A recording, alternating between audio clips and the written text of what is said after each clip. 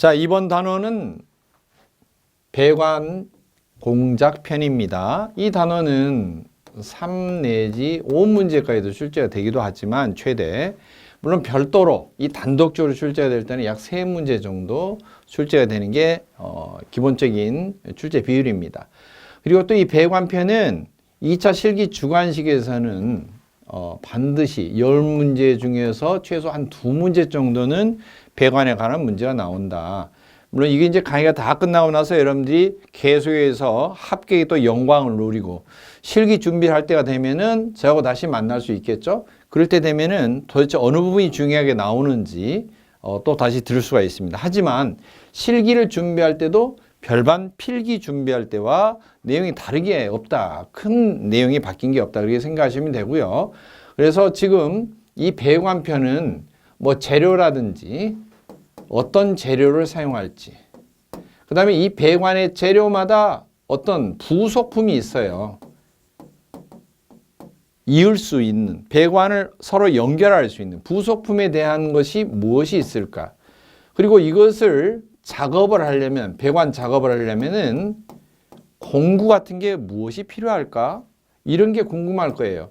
즉, 이 부분은 배관의 작업에 대한 부분이고, 배관 작업이 끝나고 나면은 꼭 조치를 취해야 되는 게 있어요. 부식을 방지하기 위해서 페인트 발라야죠. 즉, 도장을 해야 돼요. 도료 부분이 나오고요. 그리고 다시 뭘 해야 돼요? 열 손실을 방지하기 위해서는 보온 조치를 취하게 됩니다. 그래서 배관을 공부하면 도료도 나오고 보온제도 나오는 것입니다. 그리고 이제 여기까지면 가장 기본적인 틀이 되는데요. 그렇다면은 작업을 할 때 무대포로 내 머릿속으로 그려지는 대로 창작품 하지 못하죠. 뭔가 작업 지시서가 있어야겠죠. 그게 뭐예요? 배관의 도면입니다. 도면 표시 방법. 기호를 어떻게 사용하고 배관의 높낮이는 어떻게 표시하고 수평으로 갈 때와 수직으로 꺾어질 때는 어떻게 또 표시를 하는지, 어떻게 나타내는지 도면으로, 그러한 내용을 별도로 어때요? 추가적으로 하는 거죠. 도면 표시. 그래서 배관의 구성편은 재료편, 부속품에 관련된 거, 작업 공구편, 그리고 뭐예요? 도료편, 도장, 페인트 칠하는 거, 그리고 보온 조치하는 보온제 씌우는 보온 부분, 그리고 도면 표시 방법, 이렇게 나눠볼 수가 있습니다. 첫째, 배관 재료를 선택할 때 고려해야 될 사항입니다. 신라 백제 아닙니다. 고려 사항입니다. 자, 유체의 최고 압력에 대해서 파이프가, 관이 어느 정도까지 견딜 수가 있을까? 바로 그 허용 압력입니다. 두 번째로, 관 내부에 흘러가고 있는 유체 온도가 차가운 것인지 미지근한 것인지 뜨거운 것에 따라서 관의 재질을 선택할 때 참고를 합니다. 그 다음 관 내 유체가 물인지 냉매인지 가스인지 또는 산성을 띠고 있는지 중성을 띠고 있는지 이런 화학적인 성질에 따라서 견딜 수 있는 재질을 선택해야 됩니다. 그리고 관의 이음 방법, 나사로 깎아도 되는지, 나사는 도저히 작업이 안 되니까 용접으로 해야 되는지, 또는 용접이 안 되면 어떤 다른 압축 방법으로 해야 되는지 등등 여러 가지 관의 종류에 따라서 이음 방법이 달라지는데요. 그것을 고려해야 됩니다. 다섯 번째, 관을 부설하고 매설하거나 설치하거나 이렇게 관을 설치하는 장소의 외부적인 환경 조건, 습기가 많은 곳인지 땅속인지 지상인지, 땅속이라면은 그냥 건조한 땅인지 아니면 바닷가의 땅인지 또는 염기가 있는 땅인지 솜기가 있는 땅인지 그냥 땅인지 이런 걸 알아야 되고요. 건물 안쪽인지 이런 것도 알아야 되겠죠. 그 다음 관이 받는 외부의 압력입니다. 어떤 매설되는 곳에 특히 적용이 될 수가 있는데요. 얼마나 깊은 곳에 묻혀서 센 압력을 받고 있는지에 따라서 관의 재질을 선택을 해야 됩니다. 자, 첫 번째, 관 종류 가운데서 강관이 나옵니다. 강철로 된 것이죠. 일반적으로 철은 순수한 철, 기호 페론 Fe2라고 할 때 순수한 철은 비교적 약합니다. 물론 구리보다는 강하죠. 그러나 이 철을 더 강하게 하기 위해서 탄소를 섞게 되는데요. 그러면은 탄소광이라고 합니다. 자, 우리나라 부여 시대에도 철기를 사용했습니다. 하지만 역사적으로 보면은 한사군이 우리나라 부여를 쳐들어왔을 때는 같이 칼을 부딪혀도 부여 군사들이 갖고 있는 칼은 이빨이 다 빠져버려요. 왜? 강도가 다르기 때문에 똑같은 철을 사용하는데. 그래서 부의 왕자였던 고주몽 씨가 어때요? 왕실 내에서도 인정 못 받고 이리저리 하다가 대장쟁이 만나죠. 모팔모 대장쟁이. 드라마 이야기입니다. 만날 때 모팔모 대장쟁이가 칼을 만들어줘. 물론 한사원이 가지고 있던 아주 강한 철의 비법을 밝혀내서 별도로 제작을 하죠. 부하들 모르게 제작관 밖으로 나가라고 한 다음에 호주머니 춤에서 꺼내서 숟가루를 집어넣죠. 탄소를 집어넣어서 탄소광을 만듭니다. 이게 최초의 어떻게 보면은 강철이라고 볼 수가 있는데요. 이 강철에 성질을 더 좋게 하기 위해서 여러 가지를 섞을 수가 있어요. 크롬을 섞으면 크롬강, 니켈을 섞으면 니켈강, 뭐 드랄루미 섞으면 드랄루미강, 뭐 이런 거 등등이 여러 가지 있을 수가 있습니다. 하지만 일반적으로 별반 말이 없으면 강철관, 강관 그러면은 탄소강을 뜻한다. 그렇게 알아두시고요. 이 강관의 특징은 첫째, 접합작용이 용이하다. 있는 것이 부속품 종류도 많이 나와 있고 쇠파이프에 대한 여러 가지 접합 방법이 많이 개발이 되어 있습니다. 그래서 비교적 작업하기가 용이하고요. 그 다음 압력에 견디는 힘이 양호합니다. 단단하죠. 뿐만 아니라 단단할 뿐만 아니라 탄성도 있어요. 충격에도 잘 견뎌요. 깨지지도 않아요. 그래서 내압성이 양호하고요. 가볍다. 아이고, 쇠파이프가 가볍다고요? 물론 힘이 센 사람은 헤라클레스는 가볍겠죠. 그게 아니고요. 강관의 특징은 똑같은 강관 계열, 즉 철강의 계열인데도 이 철을 강하게 하기 위해서 탄소를 집어넣는 게 탄소강인데 탄소를 적게 넣으면 저탄소강, 많이 넣으면 고탄소강. 무지하게 많이 넣으면 뭐가 되냐? 주체를 할 수가 없다. 그래서 주철이 돼요. 탄소강 중에 하나입니다. 탄소의 퍼센트가 너무나 과하게 들어가서 주체할 수 없는 게 주철강인데 주철로 만든 관도 있어요. 그건 주철관이에요. 거기에 비교를 하는 거예요. 주철관과 비교를 하면은 그나마 강관은 가볍다 이거예요. 그리고 잡아당긴다면은 내부의 압력이 작용이 돼서 바깥으로 이렇게 벌어지려고 하면은 파이프를 잡아당긴다면은 주철관은 금이 가버립니다. 균열이 가요. 깨져버립니다. 그러나 강관은 그렇지 않아요. 버티는 힘이 강합니다. 탄성도 좋고요. 가볍고 인장 강도가 크다는 말은 그 말입니다. 내충격성 때려도 견디는 힘이 강합니다. 굴려성 구부러져도 괜찮습니다. 그러나 주철관은 충격 주면 깨집니다. 구부리면은 깨집니다.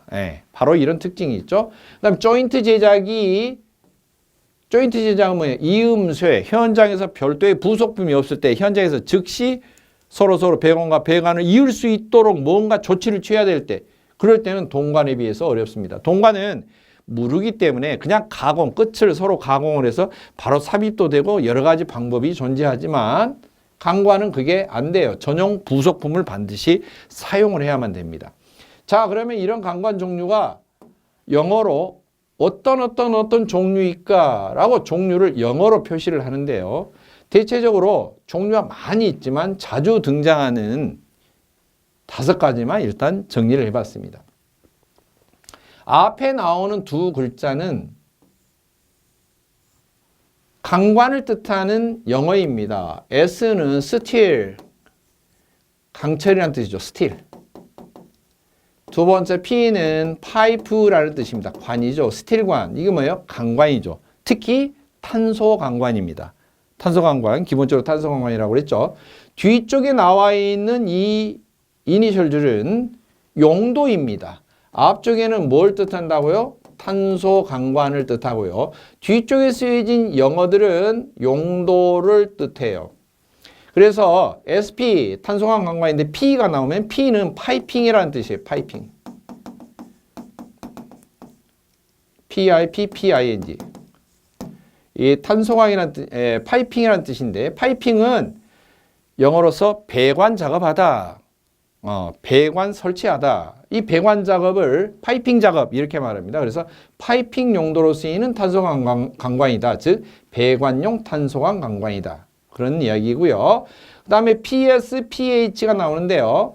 두 번째 용도의 PS와 PH 구분은 뭐냐? PS는 pressure, P-R-E-S-S-U-R-E, pressure, 압력이란 소리죠. S는 스탠다드예요. 그냥 표준형, 기본적인, 기본형. 그 다음에 H는 high예요. high, 높다. 그러니까 pressure high니까 뭐예요? 고압이죠, 고압. 자, PS는 그냥 기본적인 압력 배관용이고 pH는 하이 프레셔, 고압 배관용입니다. 마찬가지로 앞에 SP니까 탄소항관, 탄소항관. 그 다음에 HT와 LT가 있는데요. HT는 마찬가지로 H가 하이고요. T는 영어로 temperature.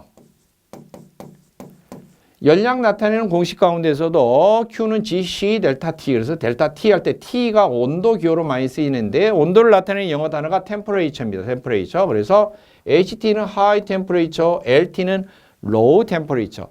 예전에 참치 선전할 때 high, low, high 참치 그랬죠. low, 칼로리는 낮고 영양가는 높고 단백질은 많고 high, low, high 참치 그랬는데요. high가 높다, L이 low, 낮다 이런 소리고요. HT는 고온, LT는 저온 배관용이다. 이런 소리입니다. 이런 뜻이고요. 그렇다면은 한번 구분해 봅시다. 어떨 때 압력이나 고압이 되고요. 그냥 일반 배관용이 될까? 어떨 때는 고온이 되고 어떨 때는 저온이 될까? 바로 탄소강의 특징을 봐야 되겠죠. 자, 먼저 일반적인 배관용 탄소강과는 10기압 이하로만 씁니다. 이게 메가파스칼로 하면은 1메가파스칼 이하에 사용이 됩니다. 그 다음에 압력 배관용은 10에서 100기압이니까 메가파스칼로 하면 1 내지 10메가파스칼 사이에서 사용이 됩니다. 그 다음에 고압 배관용은 100기압이니까 메가로 하면 뭐예요? 10메가파스칼 이상에 사용이 됩니다. 그러나 배관용이든 압력용이든 고압용이든 간에 그냥 사용되는 겁니다. 배관용도로 어차피. 보통 사용하는 온도가 어떻게 되느냐? 350도 이하입니다. 이것은. 그 다음 밑에 고온 배관용이 별도로 있죠. 350도 이상이라고 별도로 있어요. 왜 이것을 별도로 만들까? 이 강철이라는 성질은 엄청 단단한데요. 사실 이게 강도라고 치면 인장강도, 이쪽에 온도라고 치면 온도가 증감에 따라서 강도가 거의 변하지 않아요. 그러다가 어느 지점이 되면 갑자기 절벽으로 꺼지듯이 강도가 푹 떨어져서 강도가 없다는 말은 뭐예요? 외부적인 힘에 대해서 그냥 변형이 쑥쑥쑥 엿같이 늘어난다는 거 아니겠습니까? 그 지점이 뭐냐? 350도 지점이 바로 피크예요. 350도 지점을 넘어가면 급격히 변형이 증가해요. 강도가 저하면서.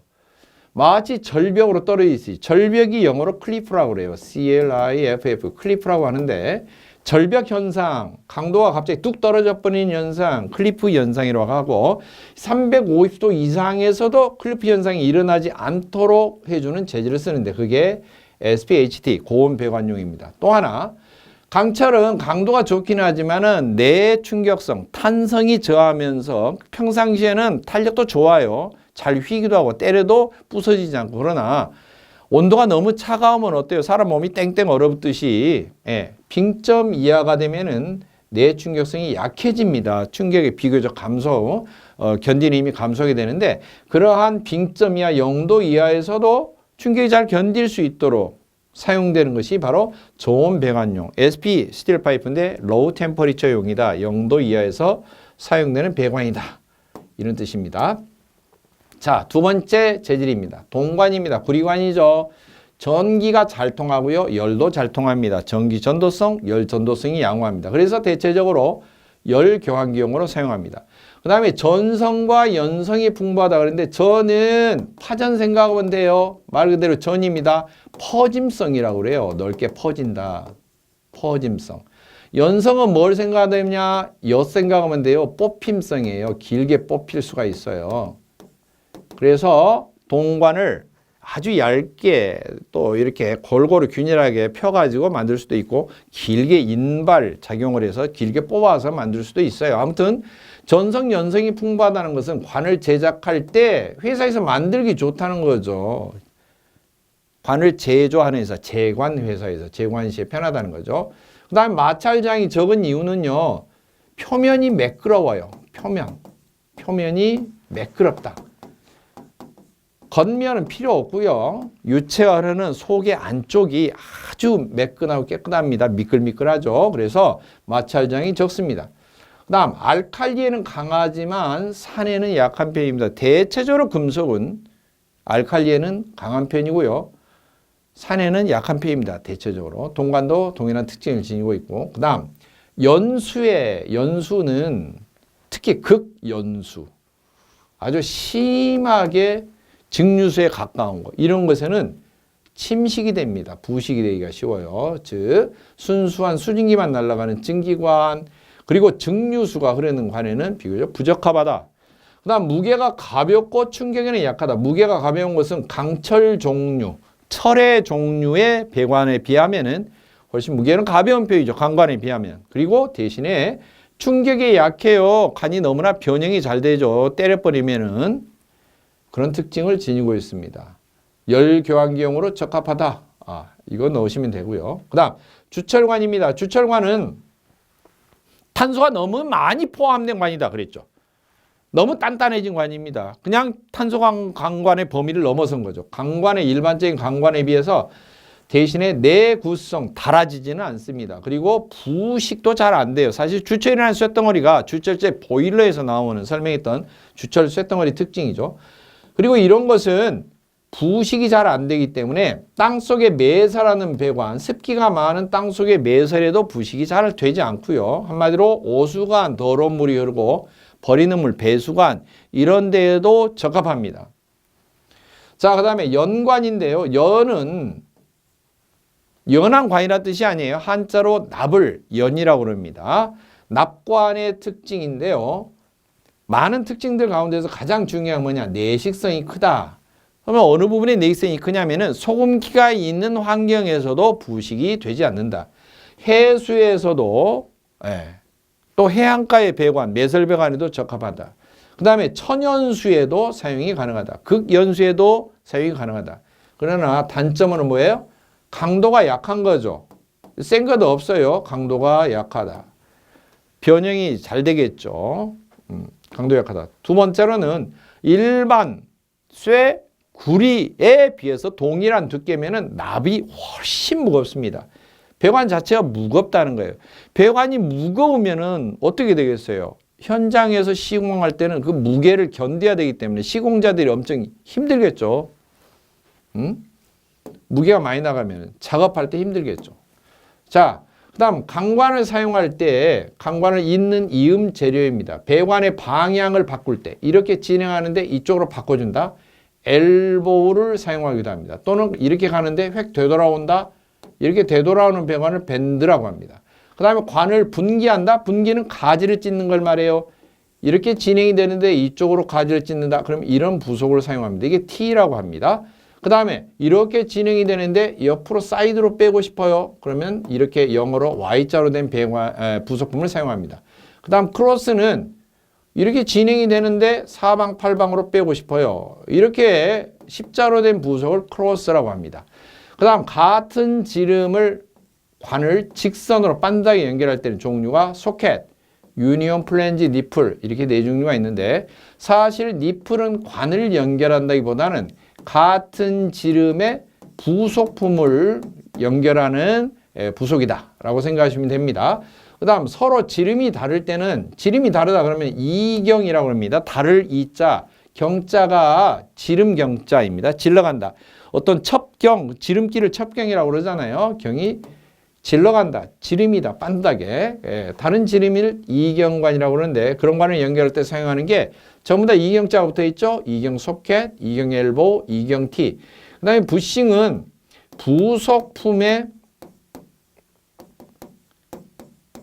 지름이 달라야 때, 부속품이 서로 이경일 때, 그럴 때에 끼워 넣는 것입니다.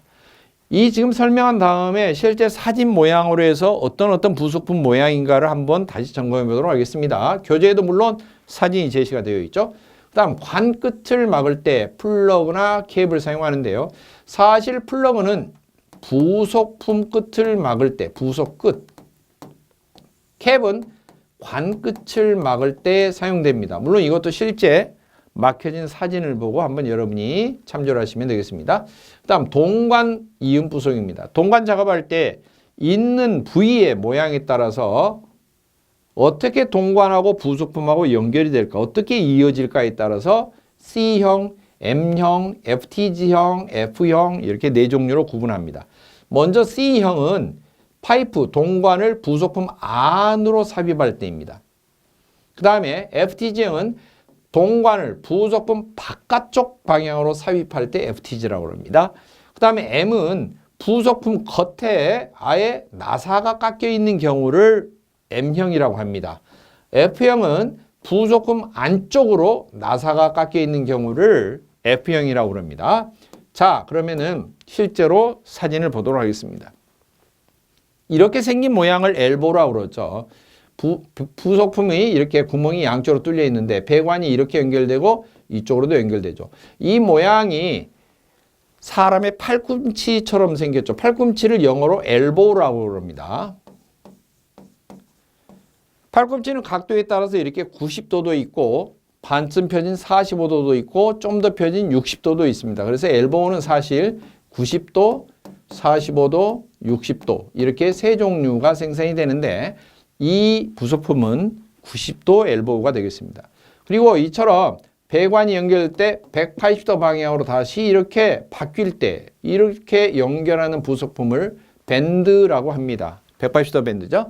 자, 그 다음 영어로 T자 모양처럼 생겼죠. 배관이 이렇게 연결돼서 가는데 다시 이쪽으로 찢어낼 때, 즉 분기라고 하는 거죠. 이런 걸 T라고 합니다. 그 다음 Y는 이렇게 진행이 되고 있는데 배관의 방향이 이쪽으로 뭐예요? 사이드 가지를 뻗어낼 때 분기도 역시 마찬가지 Y 부속품입니다.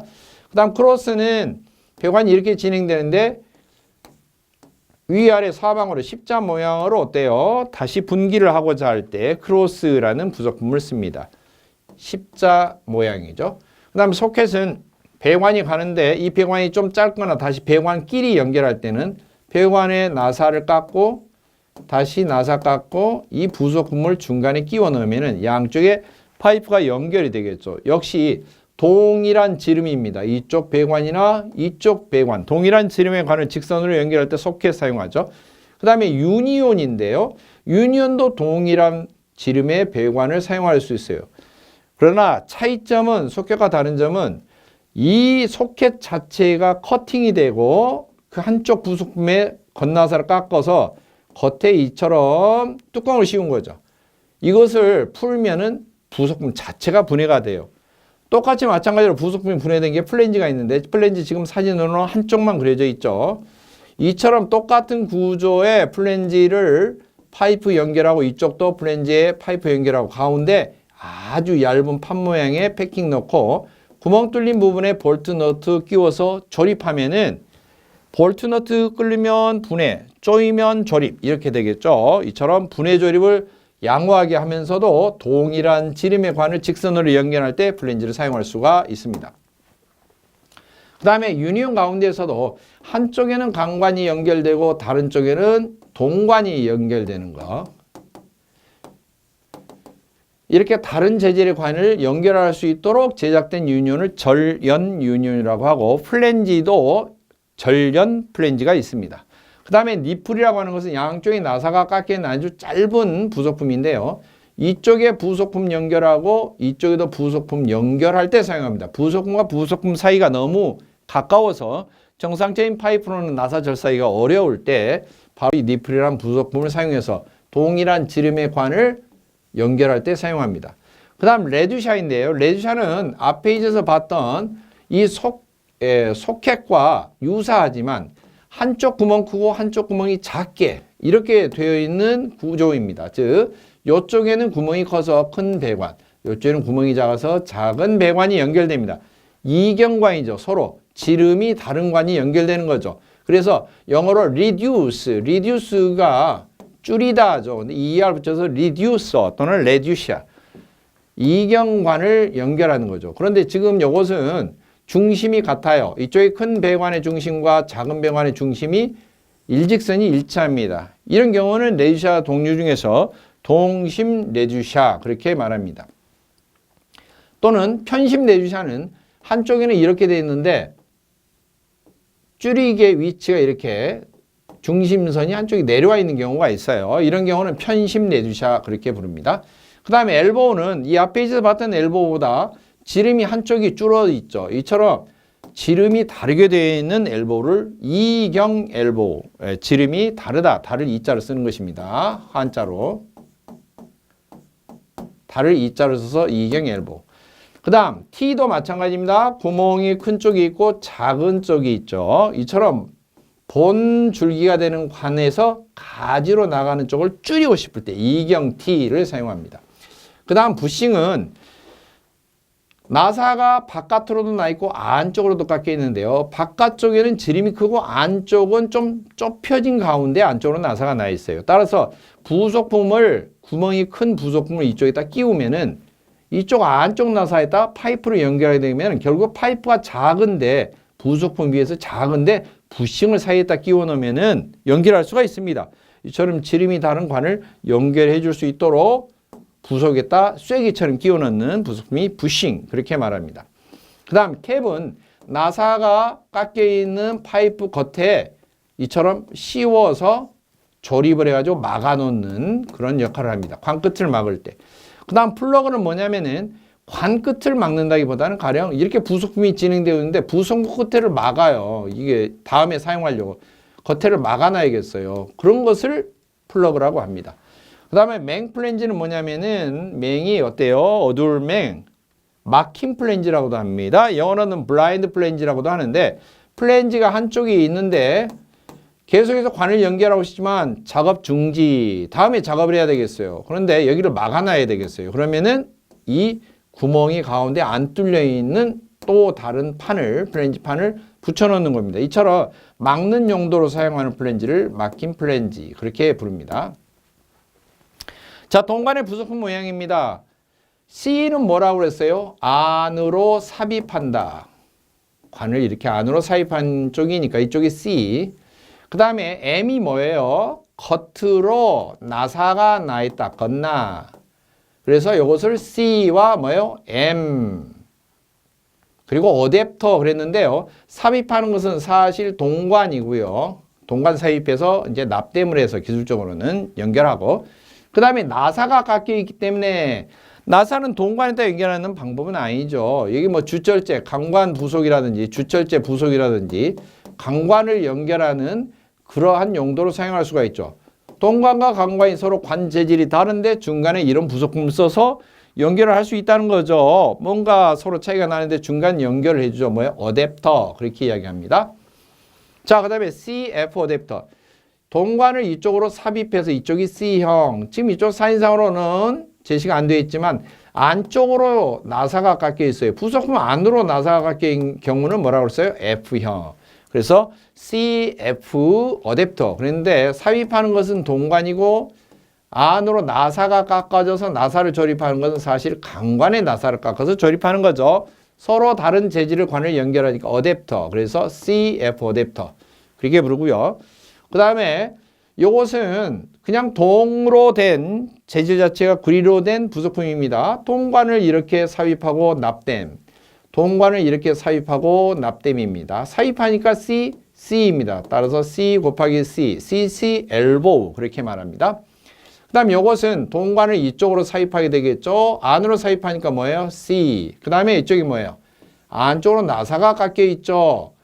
이거 뭐예요, 이게? F죠. 근데 나사를 깎는 파이프는 여기는 물론 강관이죠. 동관에다 겉에 나사 깎기 어렵습니다. 자, 따라서 이쪽이 F고 이쪽이 C형인데 이건 동관이죠. 모양은 어떻게? 90도로 꺾어져 있죠. CF형 엘보우, 그렇게 말할 수가 있습니다. 그 다음 동관을 이렇게 삽입하고 따라서 C, C 똑같죠. 이쪽은 C. 그런데 이거 안쪽 나사니까 안 나사는 F죠. 따라서 CCF 또는 같으니까 이쪽 지름이 직선관일 때는 같이 하나만 써도 됩니다. C, 그 다음에 F, T, 외형상으로는 T 이렇게 되겠죠. 그 다음에 CCFTG인데요. 이쪽으로 동관을 안으로 삽입하고 이쪽도 동관을 안으로 삽입해서 용접을 합니다.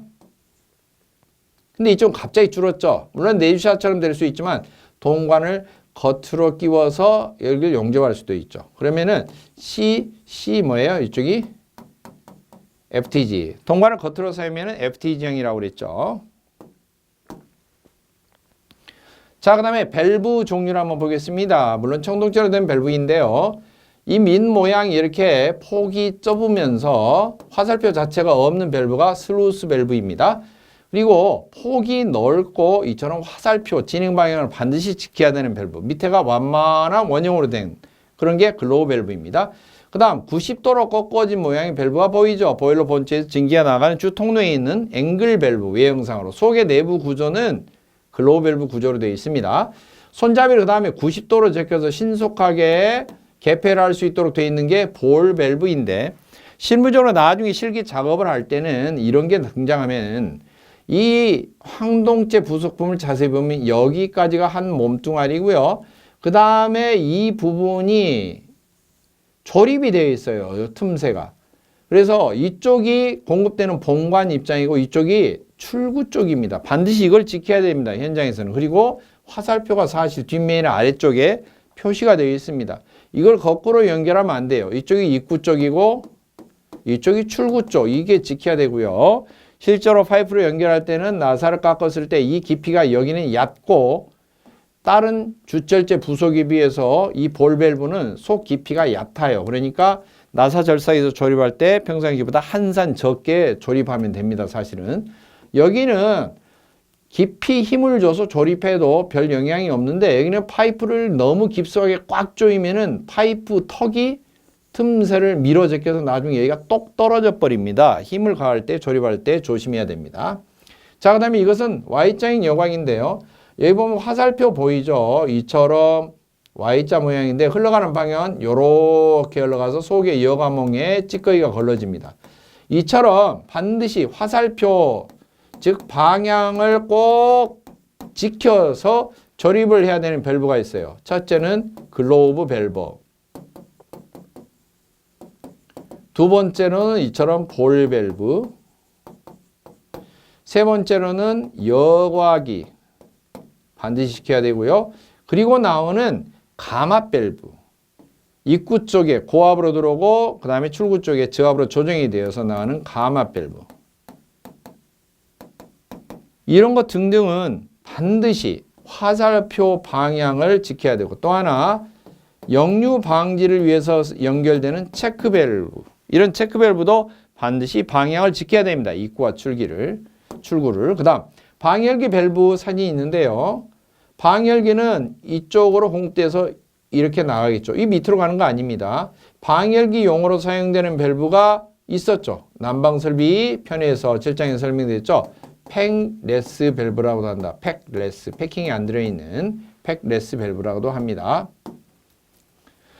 이 가마 밸브 내부 구조입니다. 속에 보면은 여과망도 있고 스프링이 눌러서 디스크가 열다 닫다 해서 증기 통과하는 양을 조정함으로써 압력을 조정합니다. 자, 이것은 이제 나사 절삭하는 공구 명칭입니다. 나사 절삭기가 수동으로 되는 것도 있고 동력으로 되는 것도 있죠. 동력으로 나사 절삭을 하는 경우는 동력 나사 절삭은 이처럼 다이헤드형, 오스터형, 그 다음에 호브형, 이 세 종류가 있는데 오스터형이나 호브형은 사실 공장에서 대량 생산하기 위해서 사용되는 그런 형태이지만 동력 나사 절삭기 가운데 다이헤드형은 현장에서 실무적으로 많이 사용하고 여러분들 2차 자격증 실기 작업형 할 때에도 사용되는 기계입니다. 현재 이 기계는 우리나라에서 이제 특정 KSU 제품 많이 생산되는데요. 기어가 달려있는 기어식입니다. 그리고 이것은 작동이 되도록 해주는 모터인데요. 모터가 연결돼서 속에 이제 물론 벨트로 연결돼 있지만 변속을 할 수가 있어요. 이 기어로서. 그래서 기어식이고요. 모터의 풀리, 벨트 길게 돼가지고 이쪽에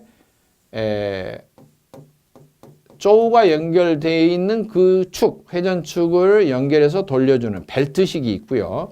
그 다음에 이 모터 부위가 직접 속에 연결되어서 축을 직접 다이렉트로 돌리는 경우가 있어요. 속에 삽입되어서. 벨트가 나오지 않고. 그런 경우는 모터 직결식. 즉, 기어식, 그 다음에 벨트식, 모터 직결식. 이렇게 있는데, 모터 직결식은 소리가 작업할 때 모터 작동이 왕 하고 이렇게 나는 것이고요.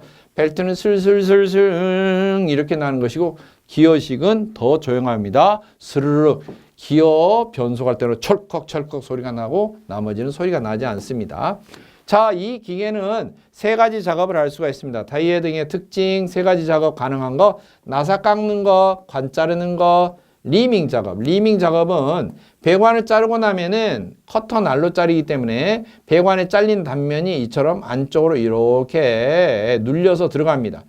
배관이 안쪽에 들어다 보면 이제 안쪽으로 이렇게 톡 튀어나온 부분이 생기는데 이걸 거스럼이라고 하는데요. 거스름인데 영어로는 BURR, 버르라고 합니다. 심지어는 발음을 그냥 버리요? 버리라고 깎아서 버르, BURR, 버르라고도 사용하는데 그걸 제거하는 걸 리밍 작업이라고 그래요. 관 내부의 절단 시에 생긴 거스러미를 제거하는 걸 리밍 작업. 그러면 여기에서 뭐가 그런 역할을 할까? 이 뾰족한 화살촉 모양으로 관의 중심에 맞춰서 진행을 시키면은 거스러미가 제거됩니다. 즉 파이프 리머 역할을 하는 거죠. 리밍 작업이죠. 그 다음 요 부분이 바로 다이헤드라고 하는데 이게 나사 절삭하는 것입니다. 이쪽에 다이헤드 핸들이 있고요. 이게 조임 나사가 있어요. 조임 나사. 이걸 조여주면은 고정이 됩니다. 그 다음 이쪽에는 커터 날이고 이쪽은 파이프로 고정하는 롤러인데요. 이 부분이 나사 절삭을 파이프를 절단하는 그런 작업을 합니다. 파이프 커터가 부착이 되어 있는 거예요. 즉 세 가지 공구가 한 기계에 부착이 되어서 바로 어때요? 이 세 가지 작업이 가능한 다이헤드형 기계를 구성을 하고 있습니다. 자, 그 다음 이건 수동으로 깎는 종류인데요. 수동 나사 절삭기 종류는 오스타형이 있고 리드형이 있고 리드형의 소형으로 되어 있는 베이비 리드형이 있어요. 근데 오스타형은 이렇게 되어 있는데요. 사실 파이프를 이렇게 사입하고 나사를 깎으면 이 하얗게 보이는 부분이 나사를 직접 파이프를 깎아서 절삭을 해주는 나사 절삭 공구입니다. 이게 바로 체이서라고 합니다. 그 다음 파이프가 통과하면 이 파이프가 중심축에서 흔들리지 않도록 파이프를 고정해서 물어주는 게 있는데요. 그 물어주는 게 조우라고 합니다. J-A-W, 조우. 조우, 누구누구 만나다 그런 소리가 아니고요. 조우. 여기에 복수형이면 조우스 그러겠죠. 조스. 조스는 상어란 뜻이 아니에요. 이빨들이란 뜻이죠. 날카로운 이빨. 상어는 사실 영어로 조스가 아닙니다. 바닷속에 상어가 될 때는 워낙 소리 없이 샥 다니기 때문에 영어로 샤크. 그게 상어죠. 자, 이처럼 오스타형은 체이서가 하나, 둘, 셋, 네 군데 이렇게 십자 모양으로 있고요. 뒤쪽에 파이프를 잡아주는 조우가 3개가 있는 것입니다. 자, 그렇다면은 리딩은 어떻게 생겨 있을까? 바로 이렇게 체이서가 하나, 둘. 앞에 체이서가 2개가 있고요. 그 다음에 파이프를 끼워서 뒷면에서 파이프를 중심을 고정해서 잡아주는 이빨과 같은 조우가 있습니다. 이걸 이제 뒤쪽으로 돌리면 이렇게 안쪽으로 이렇게 진행해서 파이프를 물어주고요. 다시 돌리면 벌어집니다. 그게 조우가 4개예요. 2개와 4개. 자, 그러면 이게 리드형인데 소형으로 된 것은 베이비 리드형 그렇게 말합니다. 수동으로 나사 절삭하는 것에 지금 오스타형과 리드형 차이점이 뭐예요? 오스타형은 체이서가 4개, 조우가 3개. 이게 오스타형이죠. 리드형은 뭐예요? 2개, 4개. 다르죠. 이것을 꼭 구분할 줄 알아야 됩니다. 물론 시험 문제는 그림이 없이 말로만 물어보니까 여러분이 그림으로 어때요? 학습을 하시면 되겠죠. 그 다음 파이프 렌치입니다. 파이프를 부속을 조일 때 사용하는 거죠. 관이나 부속품 조일 때 이게 일반적으로 보는 파이프 렌치죠. 파이프 렌치도 파이프를 잡아주는 이 부분이 뭐냐? 이 날카로운 이빨 부분 이게 조우예요 사실. 그 다음 체인 형태로 된 것도 있어요. 체인으로 걸어서 파이프를 통째로 돌리는 거. 이게 체인형 파이프 렌치입니다. 그 다음 이 몽키 스패너 아시죠? 요 나사 부분을 회전을 하면 이게 벌어졌다 쪼여졌다 하는 거죠.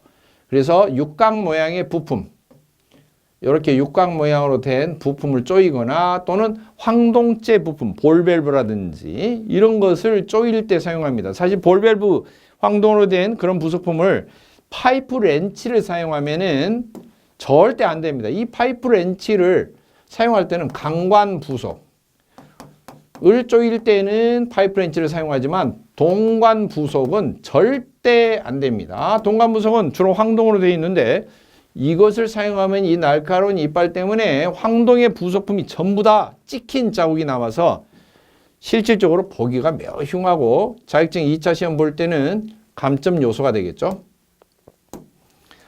자, 이것은 파이프로 고정하는 고정기구입니다. 보통 보면은 위아래로 이렇게 손잡이 핸들을 끌어서 앞에 이 클램프 부분을 열면은 이게 딱 벌어지죠. 그 다음에 이 날카로운 부분이 이빨처럼 보이는 게 있는데요.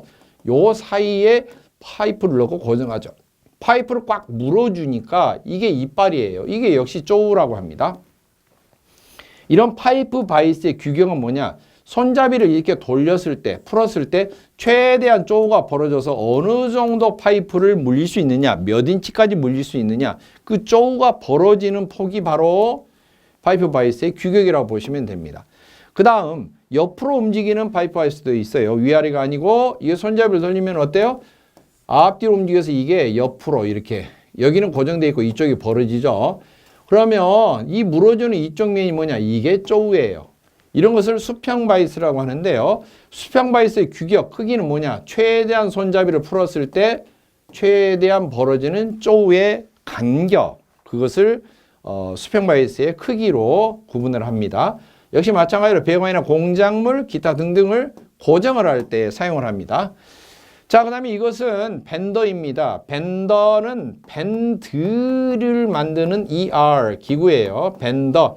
밴드가 뭐예요? 파이프 구부려 놓은 거죠. 90도도 있고 180도도 있는데 이처럼 파이프를 구부리는 작업을 하는 것이 밴더라고 합니다. 파이프 구부리는 밴더는 파이프 속에 신봉을 넣어서 봉을 채워서 대량으로 생산하기 위해서 공장에서만 사용하는 로터리식이 있고요. 현장에서 사용하는 것은 램식인데요. 이처럼 특히 유압식이라고도 하는데요. 이쪽이 유압 실린더예요. 그러면은 이쪽 손잡이를 잡기를 쫙쫙쫙 누르면은 속에 유압 실린더 유압이 가해져서 속에 피스톤이 있습니다. 그리고 이게 축이 밀립니다. 앞에가 이제 다이헤드 부분인데요. 이 부분이 파이프를 쭉 밀고 가면서 고정축에서 잡아주니까 파이프가 이렇게 휘게 됩니다. 밴딩이 되는 거죠. 이처럼 수동으로 손잡이를 눌러서 작동하는 유압식 밴더, 즉 수동도 있고요. 이런 경우는 뭐예요? 전기 스위치 넣어서 작동이 돼서 전동식으로 밀어주는 전동식도 있습니다.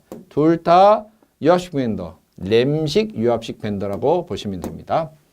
자, 그 다음 이곳은 커팅 기계 중에 하나인데요. 커팅 기계 종류 중에 강관을 절단하는 공구 중에 고속 숫돌 절단기입니다. 이 까만 부분이 원판이 약 3 내지 4mm 정도의 두께의 고속 회전하는 숫돌로 되어 있습니다. 그리고 이 튀어나온 부분이 스위치죠. 같이 손잡이 잡으면서 검지손가락으로 스위치 누르면서 회전하면 내리면 되고요. 요 바이스에 해당되는 부분에 어때요? 파이프로 고정하고 내리면은 절단이 되겠습니다. 이것은 강관 절단 기계 첫 번째 핵소잉 머신인데요. 이것은 핵 거는 것이고 소잉은 SAW, sow, 톱질하다는 거죠.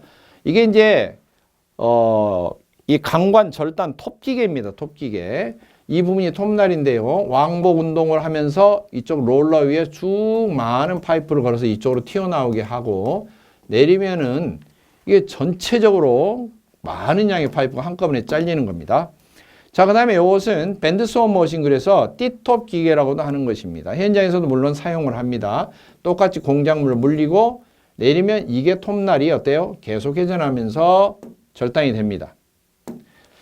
그 다음 이것은 강관 전용 절단기인데요. 파이프를 물어서 일정한 크기로 이 플라즈마 절단기로 딱딱딱딱 커팅을 하는 거예요. 회전시키면서 이것을 강관 절단기 그렇게 말합니다.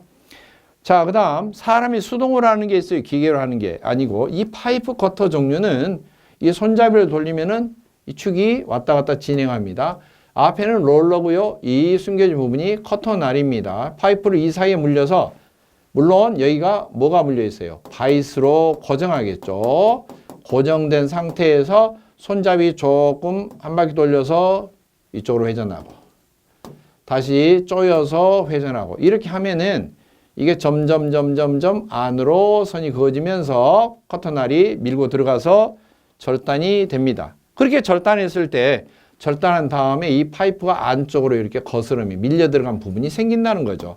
그걸 제거하기 위해서는 리머라고 하는 것을 사용합니다.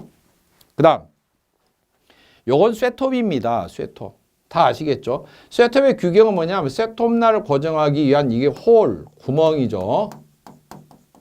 구멍과 이쪽 구멍의 간격을 쇠톱의 크기로 나타냅니다. 최대한 물릴 수 있는 거. 그러면 여러 가지 규격을 물릴 수 있기 위해서 보통 쇠톱들은 중간에가 이렇게 사이즈가 다른 좀 크고 작은 것이 들락날락 하면서 작은 톱날도 물리고 큰 톱날도 물릴 수 있도록 이렇게 돼 있고요. 자, 톱날을 물렸다고 칩시다. 실제로 실전에서는 이 수동으로 쇠톱날을 써서 파이프를 이렇게 막 손질로 해서 잘라내고 작업하면 늦죠. 실제로는 바로 방금 전에 봤던 강광 커터기, 파이프 커터를 사용을 해서 작업을 하는데요. 이 쇠톱도 가지고 갑니다. 시험장에는. 왜 그럴까?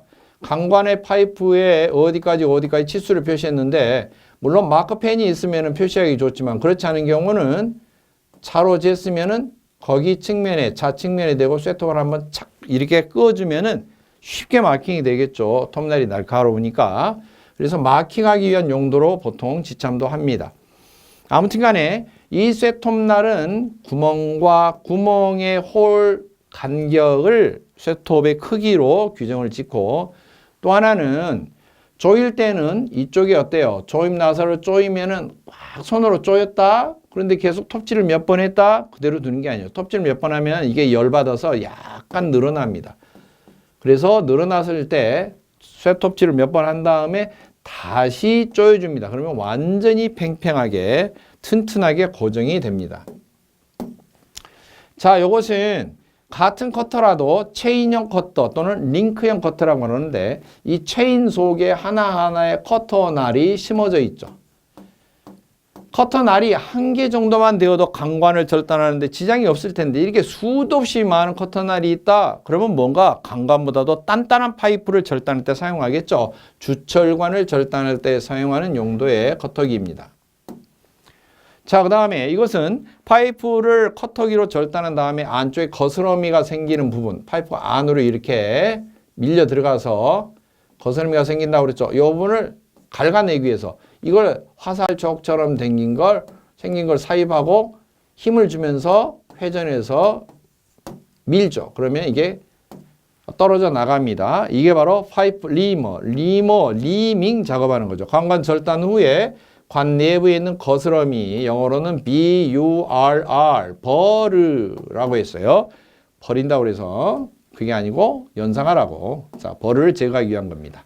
자, 이것은 이제 동관공구입니다. 동관공구가 여러 가지가 있는데 모양이 이제 플레어링 툴 세트. 한꺼번에 플레어링 툴 셋이라고 그러는데요. 툴 그러면은 툴. 수업 듣는데 지겨워서 툴거리지 마시고 TOOL, 툴이라고 하는데 이 공구를 영어로 툴이라고 합니다. 플레어링 작업을 하는 공구가 있는데 그게 세트로 되어 있다고 해요.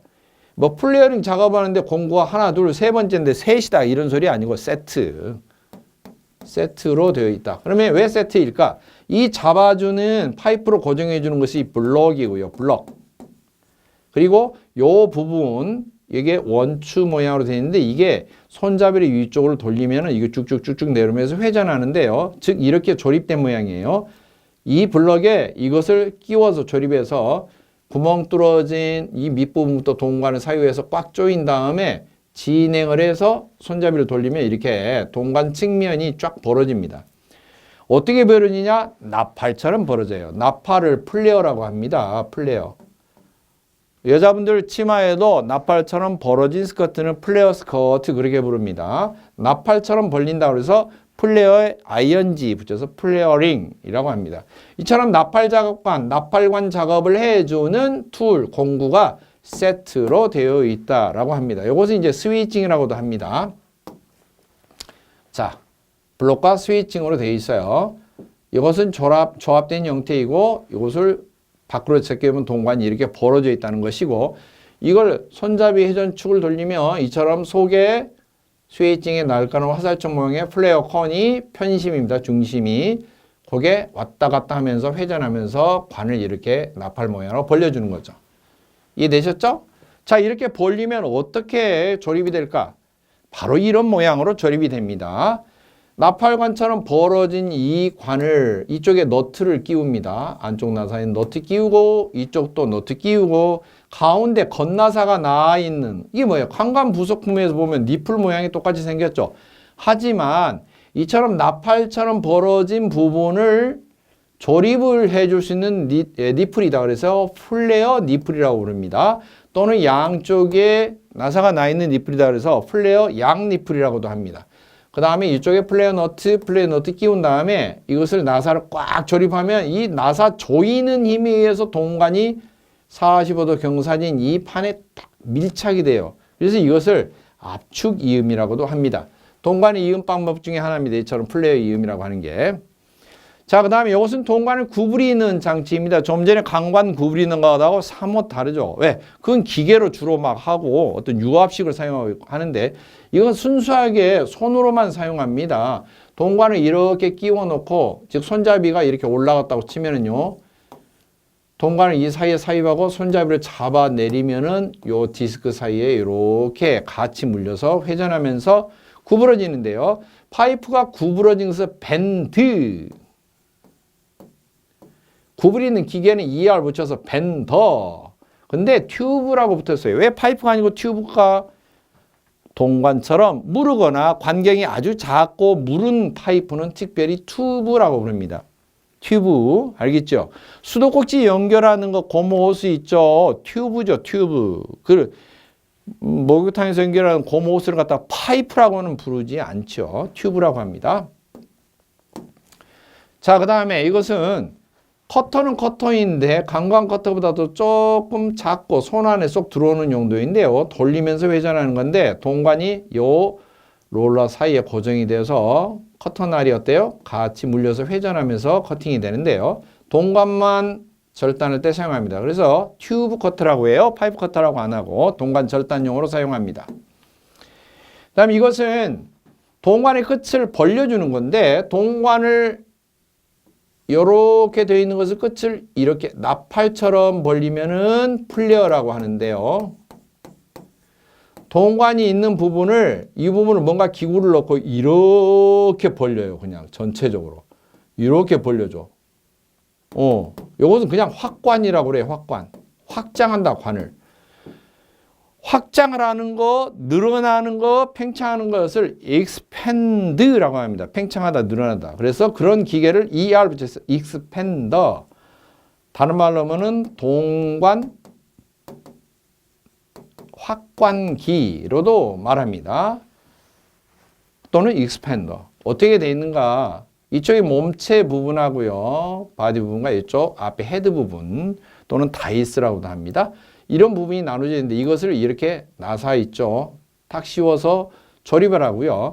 이 다이스는 규격이 있어요. 동관을 삽입할 수 있는 여러 종류가 있습니다. 물론 이렇게 케이스로 넣어서 판매를 합니다. 그러면은 헤드를 조립한 다음에 동관을 넣어놓고 삽입하고 손잡이를 이렇게 들어 올린 채로 하면은 이게 샤프심처럼 쏙 뒤로 진행하면서 이게 오므라듭니다. 오므라들었을 때 동관을 끼우고 손잡이를 내려서 누르면은 샤프 시점이 된 게 축 이게 앞으로 돌출이 되면서 이걸 벌립니다. 벌리면은 끝부분이 이렇게 확관이 됩니다. 순간적으로 몇 초 만에 됩니다. 5초도 안 걸려요. 자, 동관 속에 거스름이가 생겼어요. 파이프 커터로도 거스름이가 생기면은 파이프 리머라고 하는 걸 썼죠. 동관도 마찬가지입니다. 이것은 동관이 이렇게 됐으면 이렇게 놓고 잡고 고정하고 손으로 돌리면서 속에 거스러미를 제거합니다. 이것은 특별히 동관의 거스러미를 제거하니까 튜브 리머라고도 부릅니다. 동관은 다 튜브라고 명칭을 썼죠. 자, 그 다음에 동관을 작업하다가 떨어뜨렸어요. 그랬더니 관 끝이 찌그러졌네요. 그런 경우는 다시 원형으로 어떻게 만들까요? 동관을 이렇게 해서 사이징 플러그, 즉 밑판이 넓게 되어 있는데 이렇게 돌출 부위가 있는 원형으로 돌출 부위가 있는 이 돌출 부위를 플러그라고 합니다. 여기에 동관을 끼워 놓고 동관 반대편에서부터 큰 쇳덩어리, 동그랗게 되어 있는 쇳덩어리를 끼워요. 이것을 사이징 칼라, 목덜미 칼라, 목을 둘러싸는 칼라, 관을 둘러싸는 칼라, 사이즈를 맞춰주기 위한 그 칼라를 끼우고 땅땅 때리면 밑으로 진행할 때 여기를 땅땅 때려주니까 끝부분이 똑같이 맞춰서 원형으로 정형이 됩니다. 동관 끝을 원형으로 정형하는 공구 사이징 툴이라고 합니다. 그 다음 주철관 이음입니다. 주철관 이음 중에 빅토릭 이음이라고 하는 게 있는데요.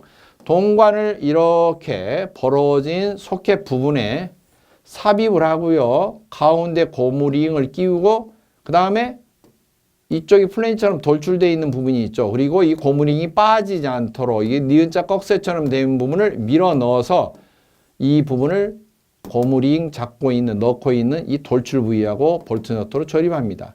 이 고무링을 눌러주는 것을 압륜이라고 하는데요. 볼트 너트로 조립하는 방법. 이것을 주철관에서 빅토릭 이음이라고 합니다.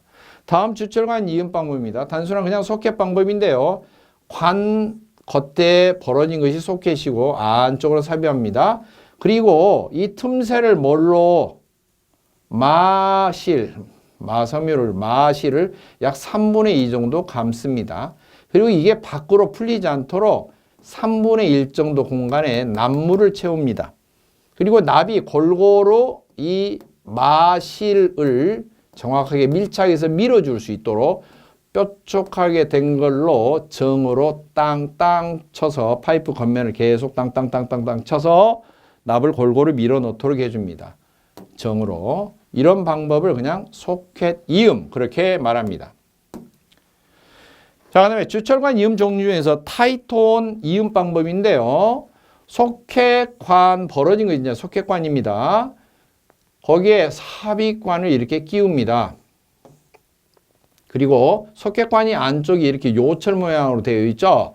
요철 모양의 고무링을 끼워서 딱 넣으면 반대편으로 잘 빠지지 않습니다. 이 요철에 턱이 있기 때문에 고무링이 빠지지 않습니다. 이게 타이톤 이음이라고 합니다.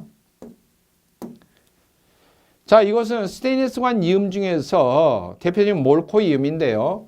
이 주철관에서 나온 타이톤 이음하고 비슷해요. 이처럼 소켓 부분이 있는데 소켓의 안쪽에 이렇게 요철이 되어 있는데 거기에 고무링을 끼워서 스테인리스 파이프를 딱 삽입하면은 이게 물어줍니다. 물론 평평한 스테인리스관에 이처럼 요철 모양으로 약간 굴곡이게끔 넣어준 게 있는데 이게 이제 몰코 관을 만들 수 있는 공구가 있어요. 눌러주면서 요철 모양을 성형할 수 있는. 그래서 고무링 안쪽에 넣고 그걸 잡아주는 스테인리스 링 고무링이 끼워진 상태로 밀착을 하면은 이렇게 조립이 됩니다. 이것을 이제 몰코 이음이라고 합니다. 그 다음 플랜지 이음 종류입니다. 플랜지는 이처럼 호떡판처럼 생긴 게 두 쪽이 있고요. 물론 파이프가 연결되어 있고 플랜지 종류마다 이음 방법이 다양합니다. 그리고 가운데 가스켓, 플랜지형 패킹을 집어넣고 쫙 넣은 다음에 이 가스켓에 떨어지는 구멍은 플랜지 모양하고 똑같습니다. 일치합니다. 그 사이를 슬리브 끼우고 와샤 받쳐놓고 볼트 너트로 조립하는데요. 이것은 아주 이제 고압관에 정밀하게 조립하는 것이고 귀찮으면 어떻게 해요? 현장에서는 그냥 볼트 긴 거 끼워서 이쪽이 뭐요? 너트로 채워 넣어서 조립하는 그런 방식도 됩니다. 요것은 이런 식으로 완성품이 되겠죠. 그리고 이 플랜지 이음을 하는 경우는 배관은 도면교가 이처럼 실선으로 배관을 표시하고요. 중간에 이렇게 동일한 선 높이로 두 선이 그려져 있으면 수직으로 그려져 있으면 플랜지를 잇는 방법이다. 그렇게 생각하시면 됩니다. 그 다음 이게 유니온입니다. 동일한 직선관을 분해하거나 조립하거나 쉽게 분해 조립하기 위해서 플랜지나 유니온을 사용한다고 했는데 유니온 부속품 모양 본 적 있죠? 파이프 이쪽에 연결하고 이쪽 파이프 연결하는데 이 부속품 겉에도 나사가 깎여 있어서 그 겉부분을 다시 뚜껑이 잡아주고 있다. 이걸 분해하면 이렇게 돼 있어요. 파이프 이렇게 연결한 부분이고 이쪽도 파이프 연결하는 부분인데 이 부속품 겉에 나사가 나 있죠. 그러나 이것을 다시 조립해주기 위해서 이게 큰 뚜껑에 보면은 여기도 속나사가 나 있죠. 파이프 연결하고 이것을 조립해서 쫙 조립하면 이게 나사 딱 잡아주면서 이렇게 완성품이 나오는 겁니다. 이걸 다시 위턱 부분을 분해하면 어때요? 양쪽 파이프가 떨어지게 되겠죠. 이처럼 분해 조립을 용이하기 위해서 사용하는 이런 부속품을 유니온이라고 하고 한 번, 두 번, 세 번의 나사가 이어져 있는 거죠, 사실은. 그래서 유니온이음의 경우는 가운데 큰 나사, 양쪽에 작은 나사 이렇게 세 줄이 그어져 있습니다. 자, 이것은 소켓 종류입니다. 소켓. 그림상으로 이 앞 페이지에서 봤던 소켓은 약간 이렇게 양쪽 부분이 약간 돌출되어 있는 부분의 소켓이었고요. 이것은 그런 게 전혀 없는 평면적으로 이렇게 반듯한 그런 소켓이죠. 어떤 차이가 있을까? 이것은 비교적 저압관에 사용되는 것이고 돌출 부위가 있는 것은 좀 튼튼한 고압관에 연결하는 것입니다. 나사를 연결해서 이쪽도 파이프로 연결하면은 동일한 직선의 관을 갖다가 동일한 관을 직선으로 이을 때 소켓이 사용된다는 걸 알 수가 있죠. 이런 소켓 이음을 나타낼 때는 직선, 실선으로 배관 나타내고 가운데 선 하나를 끄면 아, 이 부분이 이런 소켓으로 연결된 곳이구나 라는 기호를 의미하는 것입니다. 자, 그 다음에 캡이 실제로 조립된 모양입니다. 파이프 겉면에 나사가 있고 이 파이프를 막을 때 이처럼 캡이라고 하는 걸 씌워서 부속품을 막는데 배관 기호에서는 실선으로 도면 이렇게 하나 나타내고 캡 기호를 이렇게 디귿자 모양으로 막는 방향을 표시를 합니다. 그런데 플러그도 관 끝을 막을 때 사용된다. 그런데 제가 부연 설명할 때 관 끝보다는 진짜 정확하게는 부속품 끝을 막는다 그랬죠. 이처럼 보면은 어떤 부속의 한쪽 구멍을 이쪽은 사용해요. 이쪽은 사용해요. 이쪽은 사용하기가 싫어요. 나중에 쓰고 싶어요. 막아놓고 싶어요. 이럴 때 막아놓는 용도로 플러그를 끼웁니다. 전기벽에 전원을 공급받기 위해서 콘센트 구멍 뚫어인데 끼워 넣는 플러그라고 하죠. 똑같습니다. 끼워 넣습니다. 기호는 캡하고 똑같습니다. 중요한 점은 캡하고 똑같다. 자, 그 다음에 레듀샤 연결실 사례입니다. 관이 넓게 되어 있는 부분과 좁은 부분이 있죠. 이처럼 관의 지름이 다를 때 가운데 레듀샤를 사용하는데요. 기호는 이렇습니다. 넓은 쪽이 이렇고 좁아지는 쪽이 삼각형 뾰족한 부분이 표시가 됩니다. 물론 이게 반대로 연결되어 있으면 이 기호가 반대로 되겠죠. 이렇게. 마찬가지로 레듀샤입니다. 단지 화살표 방향이 이게 넓은 쪽이고 이쪽이 좁은 쪽을 나타낸다. 그렇게 생각하시면 됩니다.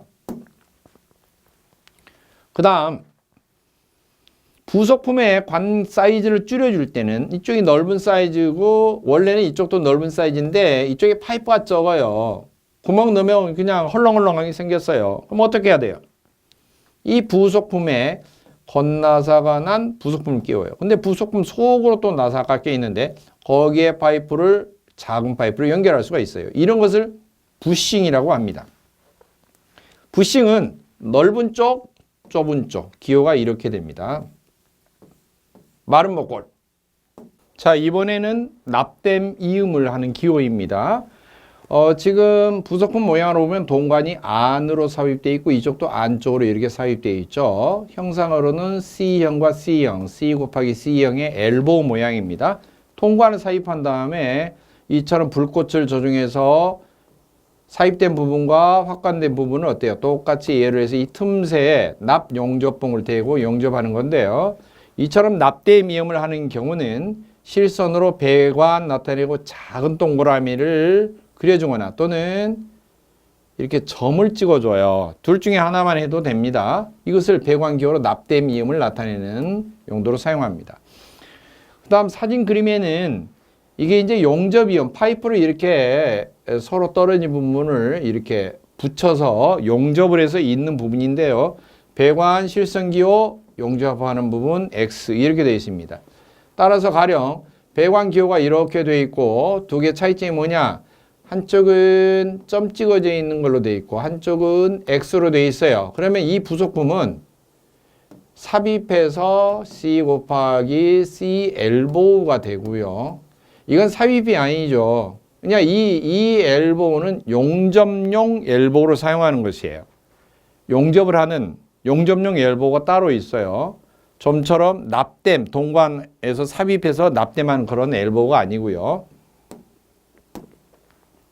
자, 이게 바로 그건데요. 용접을 해서 잇는다. 어떤 부속을 사용해서 잇는다. 그러면 부속 모양이 두 종류입니다. 이처럼 끝에가 45도로 경사지게 가공이 된 이것은 이제 테이퍼 가공이라고 하는데 테이퍼 가공이 되어서 파이프로 이렇게 맞대고 용접을 하는 맞대기 이음용 이런 것은 맞대기 용접용 부속이라고 하고요.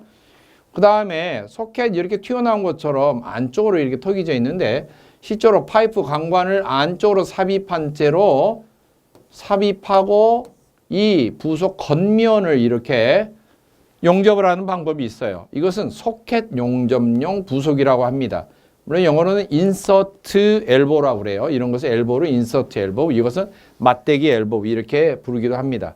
또 하나, 평면 직선으로 된 경우에 배관이 이렇게 직선 배관인데 이 배관의 규격보다 한 사이즈 큰 슬리브, 손목 감싸는 것을 슬리브라고 그랬죠. 이처럼 감싸는 것을 둘러서 속에는 물론 배관이 이렇게 떨어져 있죠. 그 슬리브 겉면을 용접하고 슬리브 틈새 이렇게 수평되게 연결합니다. 수평 부분에 버트 용접, 그 다음에 이 부분을 뭐예요?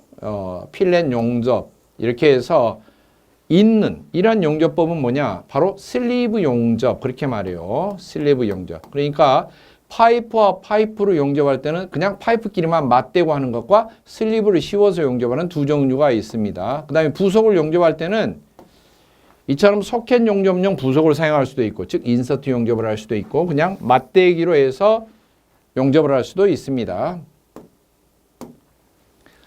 자, 그 다음 이것은 배관 기호를 나타내는 것입니다. 이게 밑바닥인데요.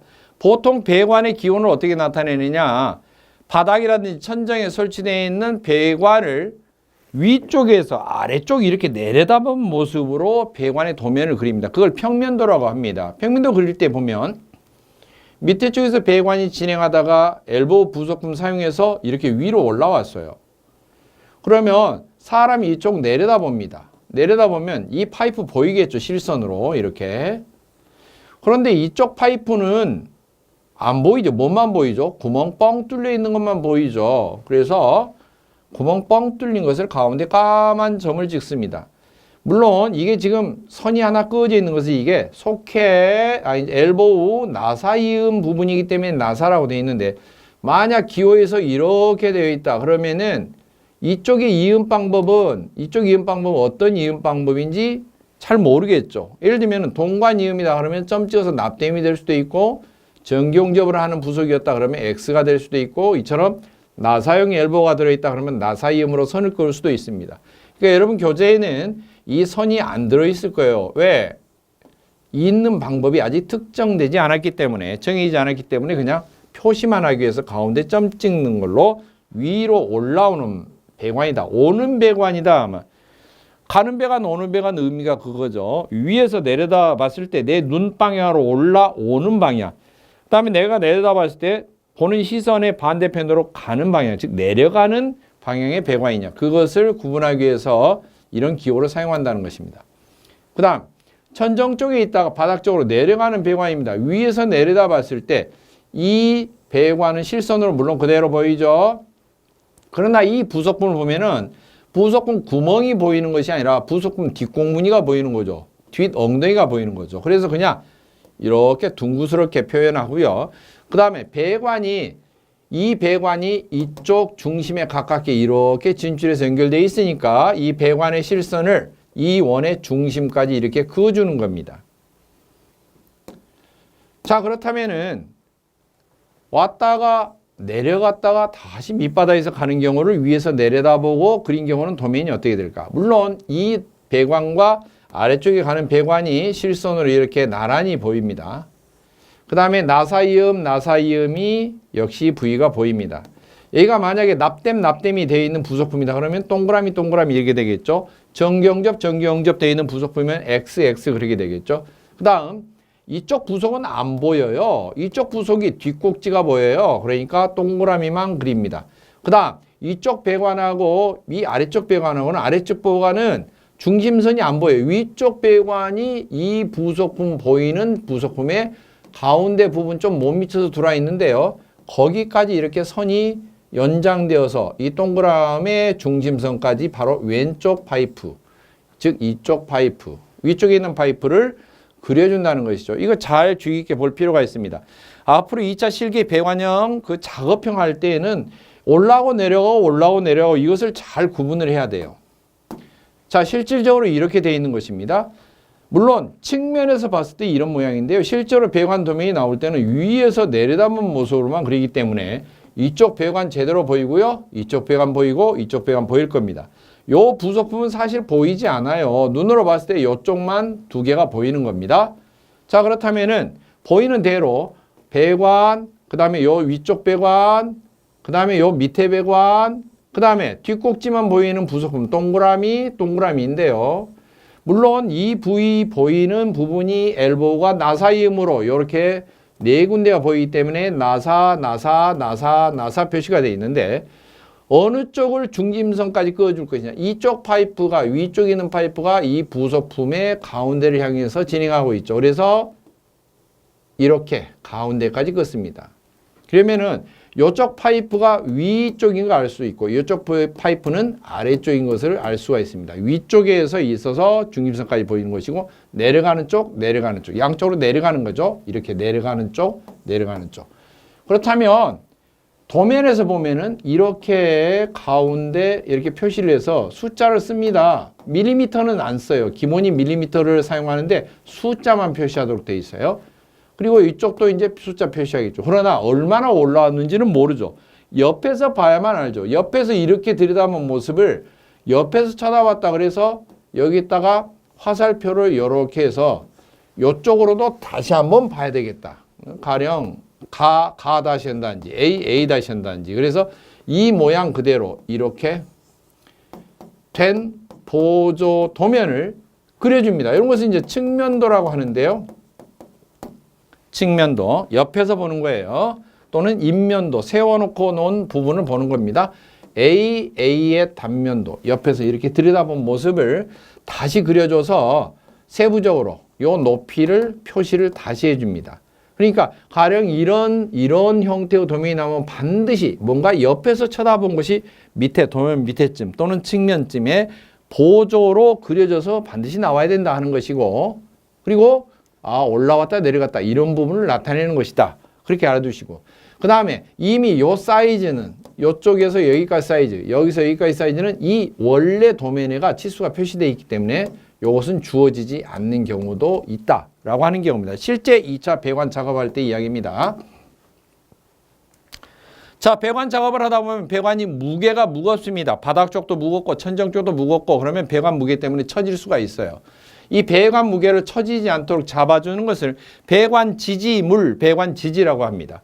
행거와 서포트, 리스트레인트, 브레이스 네 종류가 있고 행거는 옷걸이 행거처럼 매달아 놓는 거예요. 천정 쪽이 지나가는 배관을 아래로 처지지 않도록 배관의 중량을 위에서 끌어당겨서 매달아서 지지하는 건데 콘스탄트는 높이가 변화가 없는 콘스탄트 일정한 그런 뜻이에요. 콘스탄트 행거가 있고 리지드는 판을 리지드라고 합니다. 넓은 판에다가 받쳐서 하는 경우. 그 다음에 스프링으로 잡아주는 경우도 있어요. 스프링 행거 이렇게 세 종류가 있고요. 서포트는 뭔가 받쳐주다 이런 의미인데요. 서포트 배관의 중량을 바닥 쪽에 가는 배관을 바닥 밑으로 쳐지지 않도록 바닥에서 떠받쳐서 아래에서 위로 떠받쳐서 지지해 주는 것을 서포트라고 하고 리지드 판 위에 올려서 지지하는 경우, 그 다음에 롤러 위에서 지지하는 경우, 스프링으로 지지하는 경우, 그 다음에 파이프 슈라고 해서 파이프는 관이고 슈는 신발이에요. 신발인데 이렇게 평면에서 배관이 되어 있다가 수직으로 올라가는 쪽 같은 경우는 이 배관의 하중이 밑으로 처집니다. 그럴 때 여기에다가 받쳐주는 거예요. 밑에다가 신발이 파이프가 처지지 않도록 꼭 마치 신발 뒷굽을 여기다 받쳐놓은 것처럼 생겼다 그래서 파이프 슈, 파이프 신발 그렇게 말합니다. 그 다음에 리스트레인트는 금지하다 그런 뜻인데 배관의 이동이 되지 않도록 구속하고 제한하고 잡아주는 것인데 앵커 스톱 가이드 세 종류가 있습니다. 그 다음에 브레이스는 펌프 회전이라든지 이런 데 설치하는 것인데요. 배관이 떨리는 진동을 흡수해 줄 수 있도록 해주는 것이 브레이스라고 하는 장치입니다. 실제로 한번 단면에 보면 천정이라고 쭉 치면은 천정에 앵커볼트를 밟고 그 다음에 축을 내려서 파이프를 감싸는 장치를 달고 파이프를 그대로 높이를 유지한 채로 위에 매달아 놓으면 콘스탄트 일정한 높이를 유지시켜주는 콘스탄트 행거. 그 그 다음 이것이 약간 진동이 있다거나 그래도 흡수가 될 수 있도록 속에 스프링 힘으로 잡아주게 돼 있는 것은 스프링 행거. 그렇게 말하고요. 넓은 판 위에 파이프를 하나가 아니라 여러 개를 떠받쳐서 그 다음에 앵커벨트 받고 요 자체를 판 자체를 오르락 내리락 통째로 해주는 것이 턴버클이라고 하는데 조여주면은 이게 조여서 당겨져서 전체적으로 올라가고 내려가고 배관의 경사도 구배 잡기도 좋습니다. 이런 부속품 턴버클이고요. 턴버클은 행거는 아닌데 리지드 행거를 잡아줄 수 있는 높낮이를 조정할 수 있는 하나의 부속품에 해당합니다. 그 다음 바닥에서 배관을 떠받쳐주는 경우입니다. 바닥에 이처럼 스프링통을 넣고 배관을 위에다 받쳐놓으면 배관이 약간 진동이 있더라도 스프링의 힘으로 어때요? 받쳐주면서 충격 흡수해주면서 받쳐줄 수 있죠. 이걸 스프링 서포트. 넓은 판 위에 배관을 여러 개를 받쳐놓고 아예 고정을 하면은 이 판 자체가 리지드이기 때문에 리지드 서포트. 그 다음 이 책의 안으로 약간 파인 롤러 같은 걸로 하면은 배관이 팽창 신축할 때는 롤러와 같이 회전하면서 대신에 높이는 일정하게 유지를 시켜주죠. 밑으로 쳐지지 않도록 이런 것을 롤러 서포트. 다음 수평으로 가다가 이렇게 천정으로 올라가는 배관이 나오면은 이 수직으로 세워진 배관의 무게가 통째로 밑으로 쏠리게 되겠죠. 그래서 이 쏠리는 부분에 밑에 이처럼 구두굽처럼 된 것을 받쳐줘서 파이프가 쳐지지 않도록 해주는 파이프 슈, 파이프 신발입니다. 실제로 실물인데 콘스탄트 행거 같은 경우 파이프를 감싸주는 이런 부분을 파이프 인슐레이션 행거에 사용하는 부품 가운데서 물론 여기다 축을 콘스탄트 축을 연결해서 고정을 하겠죠. 파이프를 이처럼 보호제 씌워서 이렇게 잡아주는 것을 인슐레이션이라고 합니다. 그 다음에 스프링 행거 내부입니다. 파이프 이렇게 잡아주면은 앙카볼트 받고 나서 가운데 스프링이 있어서 어느 정도 진동이나 충격도 흡수해주면서 위에서 무게를 걸어서 받쳐주는 거죠. 그 다음에 턴버클, 리지드 종류 가운데서 리지드 행거 가운데서 판 자체를 똑같이 돌려주면 쭉 당겨서 올라갔다가 풀면 또 내려오고 관 전체를 경사도 구배를 잡기에도 용이한 부품입니다. 물론 턴버클이나 인슐레이션은 행거 종류는 아닌데 행거에 사용되는 파이프를 고정하는 데 사용되는 일종의 부속품이라고 볼 수가 있겠죠. 그 다음 롤러 서포트입니다. 이처럼 오목하게 파진 부분이 있는데 거기에 파이프를 걸치는 거죠. 그러면 이게 팽창 신축하면은 이게 같이 롤러가 회전합니다. 회전하면서 대신 일정한 높이만큼 떠받쳐 주는데 롤러가 설치된 서포트라고 합니다. 그 다음 바닥에서 받쳐주는데 속에 스프링이 들어있는데요. 판을 이 위에다가 파이프를 받쳐서 해주는 스프링 서포트. 그 다음 파이프 슈는 이렇게 파이프가 오면 입상관이 오면은 입상관에 받쳐주는 파이프 슈. 콘스탄트 행거도 있습니다. 리지드 행거 사진입니다. 자, 그 다음은 패킹 부분입니다. 패킹은 P-A-C-K-I-N-G 일본식 영어 발음으로 빠킹 그렇게 합니다. 현재 빠킹 그런데 빠킹이 아니고 패킹입니다. 일본 영어 발음은 엉터리죠. 맥도날드 그러면 발음이 안 되니까 막도나르도 이렇게 이야기하지 않습니까? 자, 패킹이고요. 기밀, 새지 않도록 막아주는 역할을 해줘. 기밀. 그 다음 플랜지 패킹, 나사용 패킹, 글랜드 패킹 크게 세 종류로 구분할 수가 있어요. 플랜지 패킹은 호떡판처럼 생긴 사진 보셨었죠? 그 사이에 끼워 넣는 패킹입니다. 재질에 따라 고무, 성면으로 된 성면 조인트 시트, 그 다음에 금속으로 된 게 있고요. 오일 실은 종이에요. 어떤 종이? 한지입니다. 한지 여러 장을 압착 가공해서도 기름에서도 견딜 수 있도록 한지를 내유 가공해서 만든 것을 오일실 패킹이라고 그러고요. 현장에서 많이 쓰이는 것은 고무 패킹이나 성면 조인트 시트. 이게 일반적으로 많이 쓰이고요. 또 하나는 좀 고급형으로는 합성 수지 플랜지 패킹이 있어요. 대표적으로 테프론 재질이 된 게 있는데요. 상당히 비싼 고급형입니다. 테프론은 온도 버티는 범위가 내열 범위입니다. 영하 260에서 상온 260도까지도 이렇게 버틸 수가 있습니다. 기름에 녹지도 않습니다. 그 다음 나사 조립을 할 때 나사에 감아주거나 발라주는 것을 나사용 패킹이라고 하는데 일산화연, 남물이라고 생각하시면 됩니다. 연이 하늘에 날리는 연이 아니고요. 연관할 때 설명했죠. 납으로 된 거. 그 다음에 액체 상태의 합성수지, 액체 플라스틱이라고 생각하시면 되고 나사깎이에 있는 겉부분에 발라서 조립하면은 결국에는 기밀도 유지가 되고 나중에 굳었을 때 그 사이가 전혀 녹이 슬지 않습니다. 그 다음에 페인트 원액을 발라주는 경우도 있습니다. 가스배관에서는 많이 사용하는 방법 중에 하나입니다.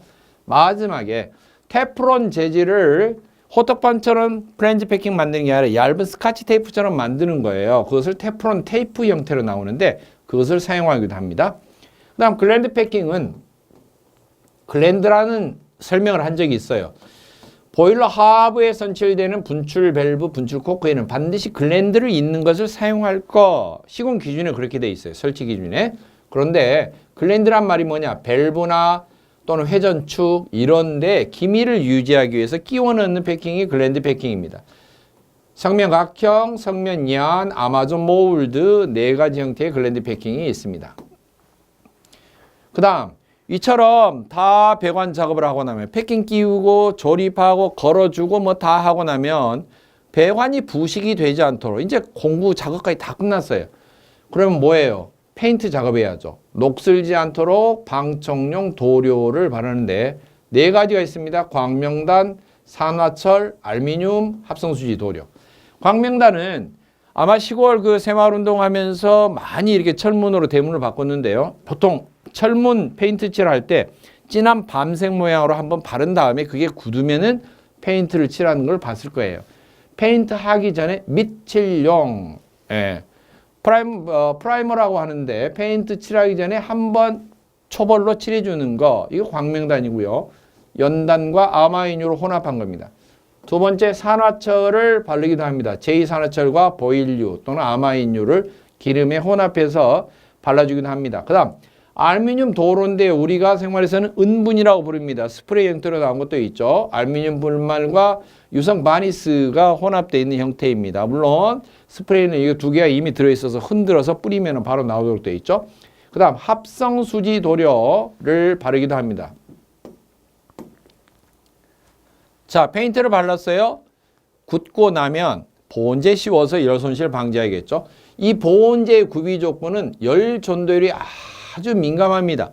보온제라는 것은 열이 안 빠져나가도록 지켜줘야 돼요. 즉 열이 전도가 되면 안 돼요. 밖으로 전달이 되면 안 돼요. 한마디로 열 전도율이 작아야 됩니다. 두 번째는 가벼워야 돼요.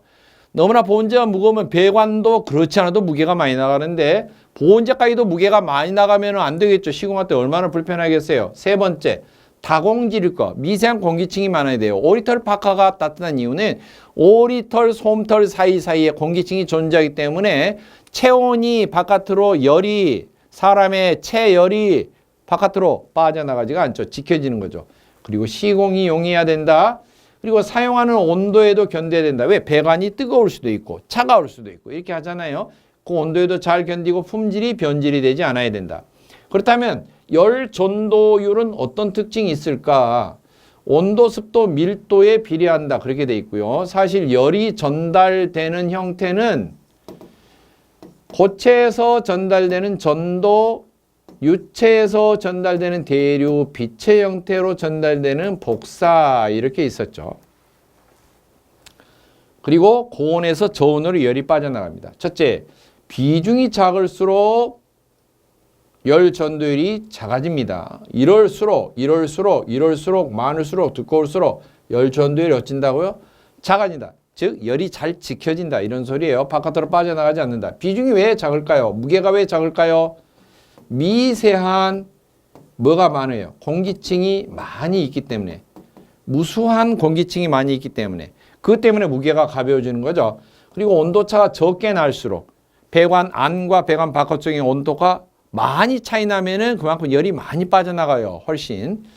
근데 작을수록 열이 빠져나가지 않습니다. 즉 열 전도율이 작아집니다. 그 다음 기공층이 균일하고 공기층이 균일하고 많이 미세하게 있을수록 열 전도율이 줄어듭니다. 열이 못 빠져나간다는 거예요.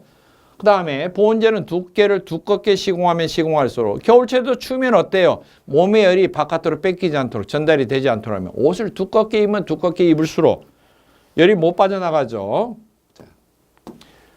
자, 보온제의 종류는 뭐가 있을까? 유기질, 이것은 생물체에서 얻은 것을 말해요. 식물이라든지 동물에서 얻어질 수 있는 보온제 종류를 유기질 보온제라고 하고, 무기질 보온제는 바위라든지 암석, 기타 등등 흙이라든지 이런 데서 얻을 수 있는 것을 무기질 보온제라고 합니다. 기운이 없는 거예요. 생명의 기운이 없는 게 없을 무. 생명의 기운이 있는 거 유기질, 생명체에서 얻는 겁니다. 먼저 텍스류. 텍스는 뭐 이제 지금은 많이 이렇게 맞춤 양복이 없지만 예전에는 맞춤 양복 대부분 맞춤 양복이었죠. 지금처럼 이미 기성복이 없고 그럴 때는 무슨 텍스에서 텍스 선전이 많이 나왔어요. 즉 섬유 선진이 많이 나왔는데 섬유를 텍스라고 합니다.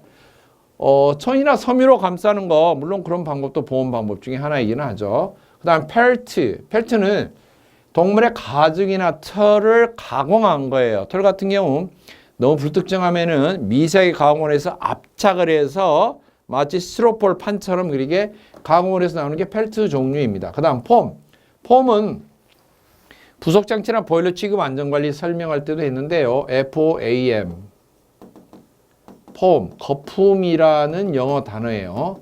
거품이 보일러 수면에서 일어나면 포밍, ing 붙여서 이렇게 말하죠.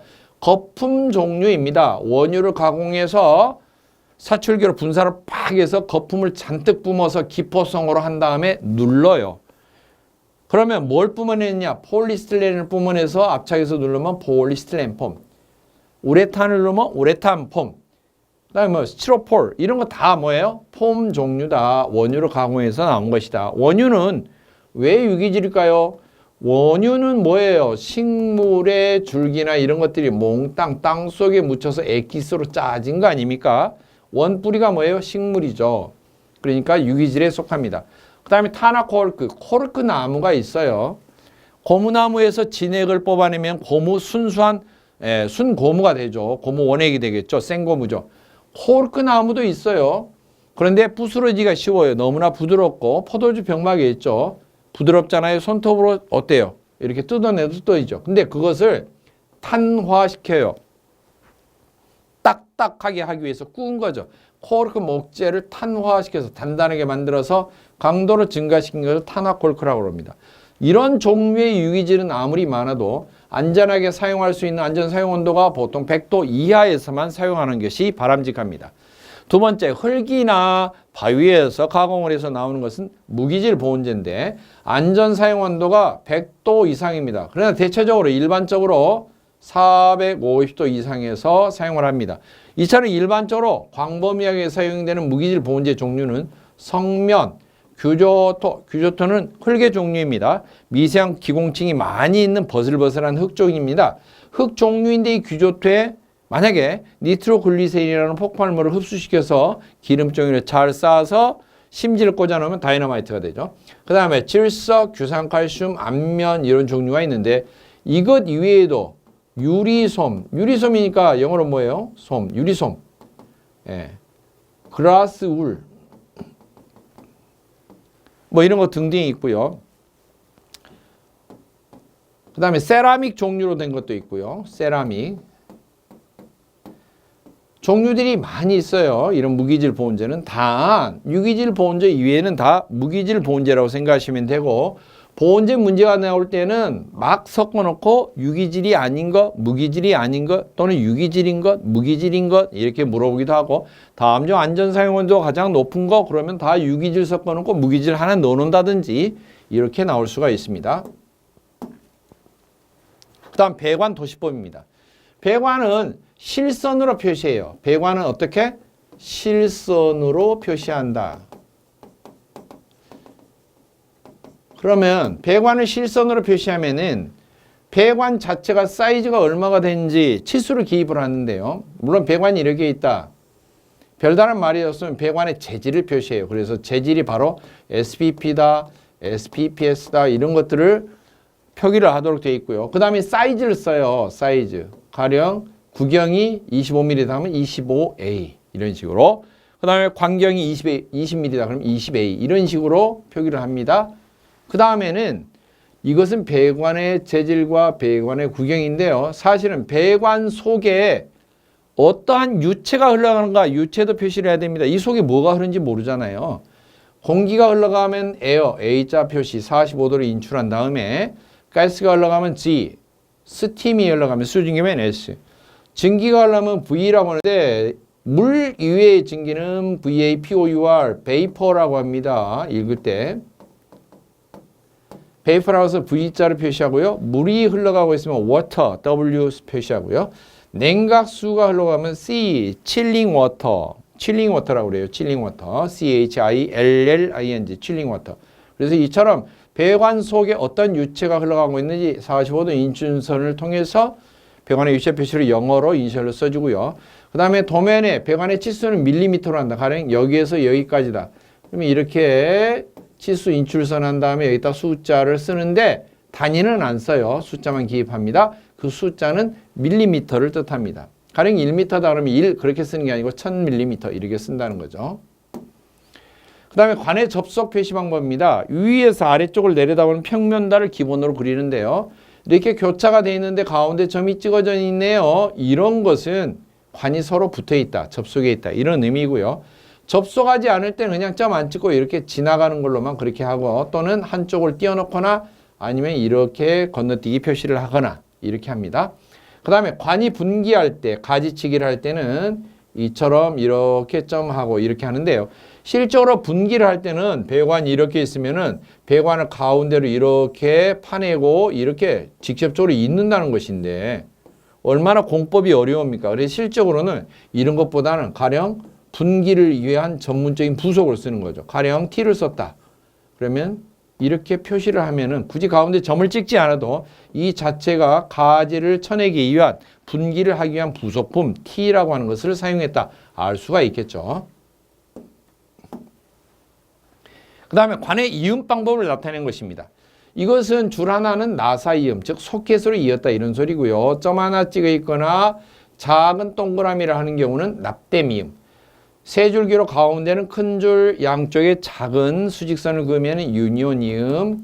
그 다음에 두 줄로 그어 놓으면 뭐예요? 플랜지 이음. 사진과 함께 공부한 적이 있죠. 그 다음에 용접 이음은 X자고요. 턱걸이 이음은 저렇게 꺾어진 건데 가령 이렇게 소켓, 턱걸이 이음을 소켓 이음이라고도 하는데요. 이렇게 돼 있는 넓은 확관된 부에 삽입을 해서 뭐 타이톤, 빅토리, 기타 여러 가지 이음이 있죠. 이런 턱걸이 이음을 할 때는 이처럼 이런 표시를 하고요. 이쪽에서 삽입하는 방향이다를 알 수가 있습니다. 그 다음에 관의 높이 표시 방법입니다. 관이 이렇게 쓰면은 재질도 표시하고요. 광경도 쓰고요. 속에 어떤 유체가 흘러가는지도 쓰고요. 다 좋은데요. 이 파이프가 여러 개가 선들이 그어져 있으면 어떤 게 밑에 있고 어떤 게 위에 있고 알 수가 없어요. 왜? 천정에서 아래쪽을 내려다봐 있기 때문에 그 파이프가 실선으로만 그어져 있기 때문에 높다 낮다를 알 수가 없어서 인출선을 파이프를 나타내는 실선 위에 인출선을 역시 45도로 하고 그 위에 파이프에 대한 정보를 표시를 하는데요. 영어로 두 글자를 써요. EL이나 GL이나 FL. 아무튼 앞에 글자를 써준 것은 기준을 정하는 방법을 쓴 것이고요. 그 다음에 숫자를 씁니다. 숫자를 쓰는데 기준선보다도 높게 있는 파이프는 플러스 몇 기준선보다도 밑으로 더 아래쪽으로 있는 경우는 마이너스 몇 이렇게 숫자를 쓰고요. 물론 숫자만 썼는데 그건 밀리미터를 뜻합니다. 그 다음에 TOP, BOP라고 하는 기호를 써줘요. TOP는 top of pipe. 파이프의 윗면까지 치수를 말할 때는 TOP. bottom of pipe. bottom은 밑바닥이라는 소리입니다. 밑바닥, 파이프의 밑면까지 표시하면은 BOP. 이렇게 이야기합니다. 이게 어려우면은 다음에를 한번 보겠습니다. 어떤 기준이 되는 면이 있어요. 가령 지면이 될 수도 있습니다. 지표면 또는 1층 바닥면이 될 수도 있습니다. 이럴 때 파이프가 몇 개들이 있어요. 이렇게. 그러면은 이게 기준입니다. 이 파이프는 기준보다 위쪽에 있죠. 기준보다 위쪽에 있습니다. 그러면 이게 기준이 어떤 것이다. 기준보다 위쪽에 있으니까 플러스 얼마다. 이게 플러스 얼마 이렇게 씁니다. 그리고 이것은 파이프 아래까지인 경우고 가령 요 파이프 위까지 자를 재가지고 표시한 경우는 플러스 얼마 얼마 해놓고 TOP 이렇게 쓰는 것이고, 파이프 아랫면까지만 치수를 재가지고 쓰는 경우는 플러스 얼마 얼마 얼마 BOP 이렇게 표기를 하는 것입니다. 자, 이처럼 파이프가 원형으로 단면도로 그려져 있는데요. 이 두 개의 파이프가 밑에가 일치하죠. 그러면서 이 파이프 밑면이 BOP, 파이프 밑면이 플러스 2100mm, 위쪽으로 2100mm 있대요. EL이라는 기준입니다. 그러니까 사실은 기준이 여기가 있는데, 기준이 EL로 정한 기준인데, 이것보다도 얼마? 2100mm 위쪽으로 파이프 아랫면들이 이렇게 일치하게 딱 높게 설치되어 있다, 이런 소리예요. 이걸 해석한다면. 자, 그렇다면은 앞에 기준 정하는 거 세 가지로 의미를 알아야 돼요. EL자가 써져 있다, GL자가 써져 있다, FL자가 써져 있다. 먼저 이 GL은 ground line, ground 지표면, line 선을 말해요.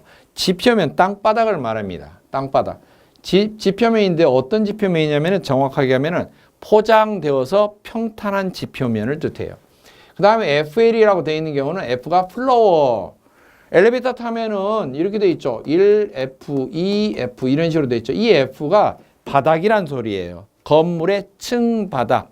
그래서 플로어 라인 그러면 1층 바닥을 기준으로 했을 때, 그럴 때는 FL 그렇게 시작하는 겁니다.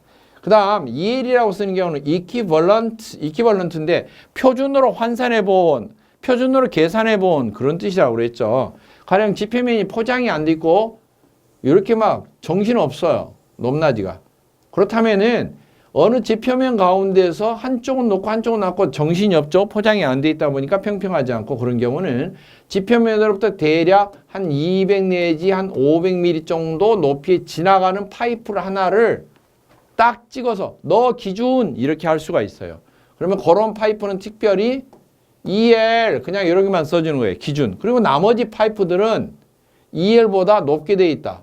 얼마나 높게 돼 있다. 그러면 EL 쓰고 플러스 몇 미리 파이프 아래쪽까지면은 파이프 아래쪽 BOP 이런 식으로 표시를 하는 것입니다. 그래서 이퀴벌런트 라인 그러면은 관의 중심을 기준으로 해서 배관 높이를 표시하되, 지상에서 약 200 내지 500mm 정도 높이에 있는 어떤 파이프 하나에 중심선을 너 기준하고 잡아준다는 거죠. 인위적으로. 그렇게 해서 표시하는 방법이 바로 EL 기준법이라고 하겠습니다. 자, 여기까지 해서 모든 배관을 기본적으로 설명한 아주 중요한 사항들을 설명을 했는데, 이 에너지에서 설명한 배관의 이론은 공조냉동 가스 이런 모든 설비에 관련된 배관의 시험범위와 거의 공통범위입니다. 이런 지식이 다 똑같이 사용이 됩니다. 그 다음에 이 설명된 내용 이외에 부속품 기호가 별도로 있어요. 부속품 기호. 가령 이런 나비 넥타이 모양이다 그러면 밸브를 나타낸다. 그런데 나비 넥타이 중에서도 점찍은 게 있고 이렇게 동그라미가 된 게 있다. 이런 경우 또는 전혀 없는 경우가 있다. 뭐 동그라미가 되어 있거나 또는 이렇게 큰 원이 그려졌다. 동그라미 되어 있으면은 글로우 밸브. 아무것도 없다 그러면은 슬루스 밸브. 그 다음에 원이 그려졌다 그러면은 볼 밸브. 이런 식으로 나뉘고요. 그 다음에 나비 넥타이에서 생략하고 이렇게 영어로 N자로만 써져 있다 그러면 non return valve, no 거부하는 거죠. 체크 밸브, 역방향은 흐르지 못하게 하는 체크 밸브, 이런 기호가 되고, 좀처럼 이렇게 좀 전에 부속품 모양 설명하면서 했던 뭐 부싱이라든지 또는 레두샤라든지 이렇게 기본적으로 설명했던 이런 기본 기호들이 추가되어서 실제로 출제되는 형태입니다. 지금까지 설명한 내용을 잘 복습하시고 여러분의 배관, 필기뿐만 아니라 실기까지 고득점을 얻을 수 있도록 잘 복습을 하시기 바랍니다. 수고하셨습니다.